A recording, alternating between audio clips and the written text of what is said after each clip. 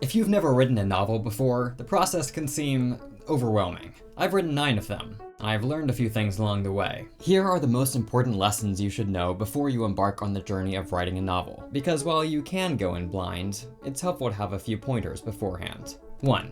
Write this book for yourself. Don't worry about what other people will think. Don't obsess over the idea of publishing it. Do it for yourself. Do it because you enjoy it. My first novel isn't great, but it is fun.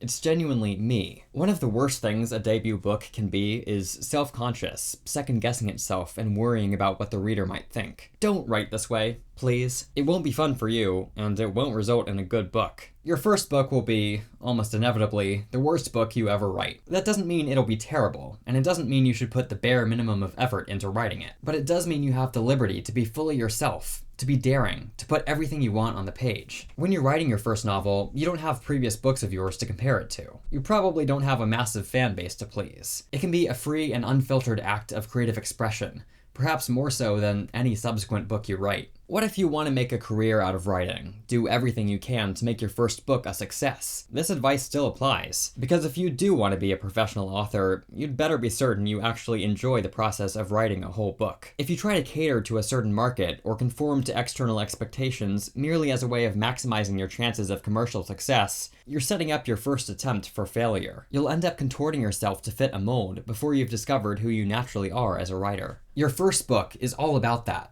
discovery. It's a learning process. No matter how much you prepare, no matter how many books or classes or videos on the craft you consume, there will always be an element of trial and error to writing your first book. Because you're not just getting to know the process, you're getting to know your process. On a deeper level, you're getting to know yourself. Writing fiction can be a surprisingly revealing process, one that stirs up deep-rooted beliefs and feelings you might never have confronted before, not to mention how it pushes your limits. This self-discovery, which can be one of the most profound dimensions of writing a book, can be stunted by putting external motivations and incentives over your own vision.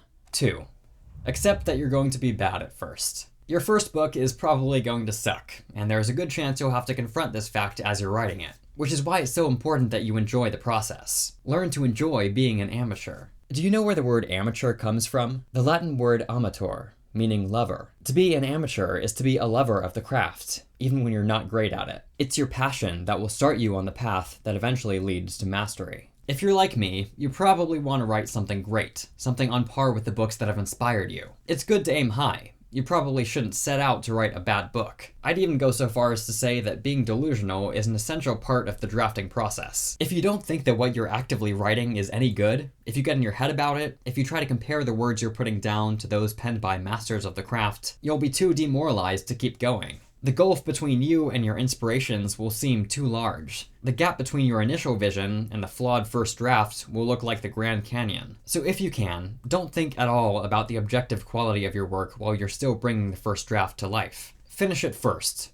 then worry about making it good later. This is true no matter how experienced of a writer you are, but all the more so when you're writing your first book. The most important thing is completing that first draft, proving to yourself that you can cross the finish line. So many would-be authors start writing their debut novel only to fall prey to their inner critic, letting perfectionism stand in the way of finishing the story. You can spend an eternity tinkering with your opening chapter, and it might never be everything you want it to be. I don't know about you, but I've never heard of a writer who garnered fame and acclaim for writing one perfect chapter and nothing else. If you're ever going to finish your first book, or your 10th, I'm kind of talking to myself here too, you have to accept that perfection is an impossible dream. When you're writing the first draft, your only job is to transpose the story in your mind onto the page. It won't be polished. It doesn't need to be. When you start editing is when your inner critic has to kick in. Continued delusional optimism will blind you to your story's faults and render you an ineffectual editor. When it comes to editing a first draft, especially if it's your first novel,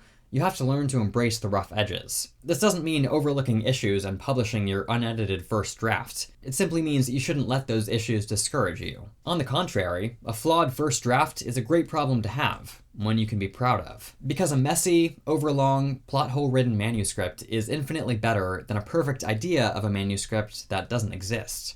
Don't think about draft 1 as anything but a starting point, a rough and flawed version that you can eventually polish into a gem. Writing is an iterative process. Keep that in mind as you embark on penning the first draft, and you'll free yourself from a great deal of pressure. Your sentences don't have to come out perfect. You can use placeholders, even skip entire scenes if you feel stuck. It's normal to feel lost in the creative journey.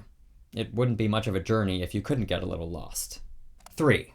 Write fearlessly. I'm so glad I wrote my first novel when I was too young to know how significant that was. The older you get, the more fear and rationality start to direct your judgment, which isn't always bad, but making art is an inherently irrational and somewhat intimidating process. You need to approach it the way a child would. If I were trying to write my first novel now, I would stand a much smaller chance of finishing it. There's so much information online about how to write a novel, the right way to structure your story, the words you should always avoid using, the story beats you need to include, on and on. It can be helpful, but it can also be overwhelming to the point of paralysis. Writing should be like play, a free act of creative expression. Certain writers drink to lower their inhibitions to the point where they can write fluidly.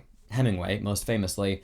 But that's not a healthy way to reach that desired end state. Instead, we need to find a way to channel our inner child and treat the creation of art as play, not work. There is a place for discipline and grit, but we're talking about storytelling here, not brain surgery. You want to lose consciousness of yourself, disappear into the story, and have fun doing it. As the painter Robert Henri put it, the object isn't to make art, it's to be in a wonderful state which makes art inevitable.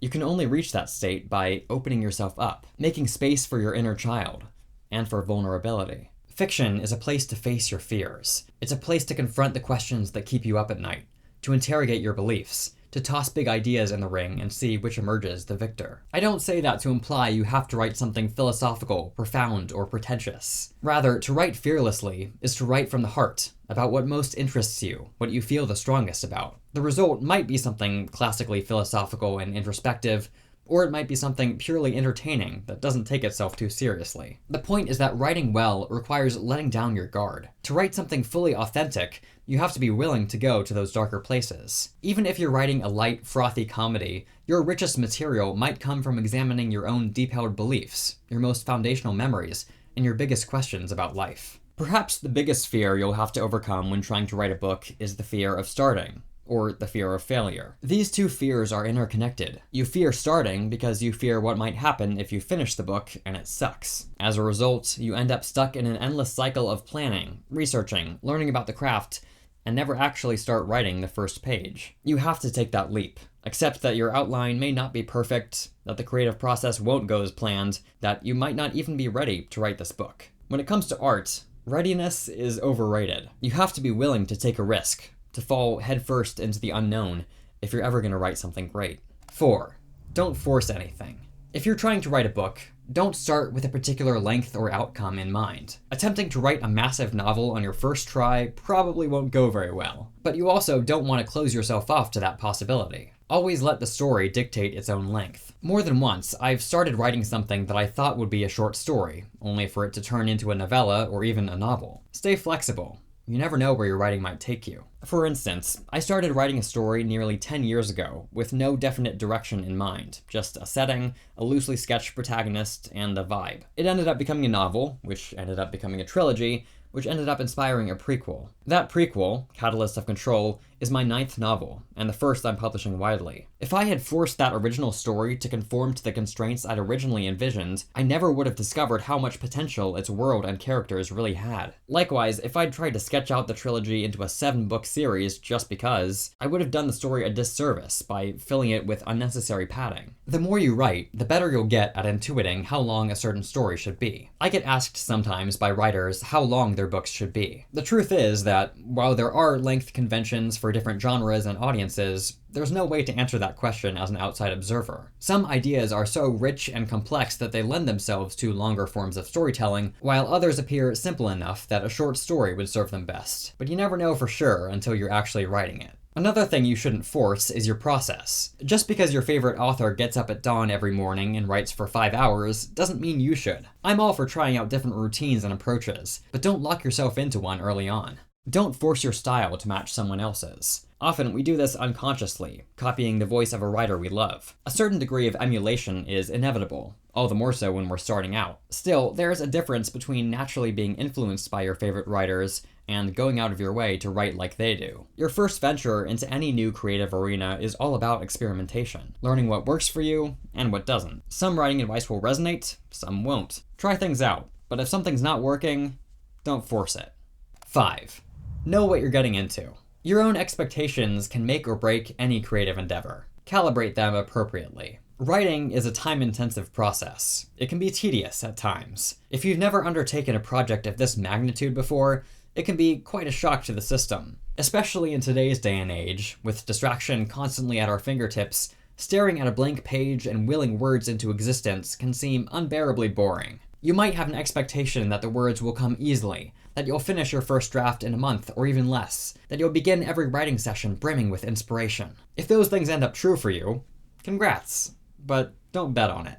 It's easy to hold a romanticized view of the writer's life in our minds. Many popular depictions of authors would have you believe our days are enchanted and carefree, penning tales with childlike joy and consistently producing page after page of perfect prose. It's not entirely unfounded. Being a writer can be pretty awesome. But the day-to-day reality is usually more mundane, built on routine rather than divine inspiration. The other popular archetype that influences our expectations is the angsty writer, the one who spends painful hours hunched over a keyboard, who mines their own trauma for material, whose obsession with their work drives them into madness or seclusion. Yes, writing can be a lonely endeavor. Yes, it can benefit from introspection and rumination on the darker sides of life. But the idea that the ideal writer is a tortured genius, some sort of artistic masochist, is a harmful distortion. For a writer's life to be sustainable, or even worth pursuing, you have to find joy in the process.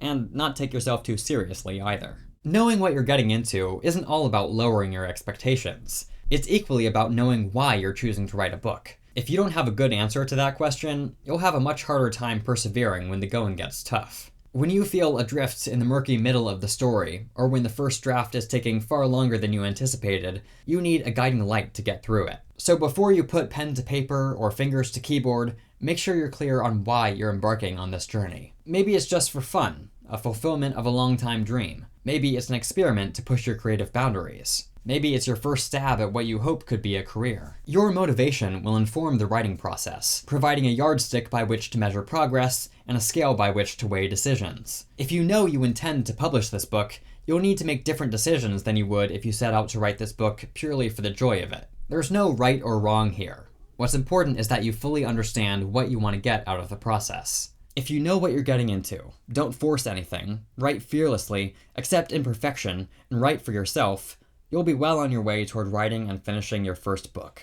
It's a challenge for sure. It always is. I've been doing this for over 12 years now, and I'm still learning all the time. That's part of the fun. Writing a book is never easy, but I hope these lessons will make it a little easier for you. If you want to learn about 5 simple habits that will quickly improve your writing, watch this next.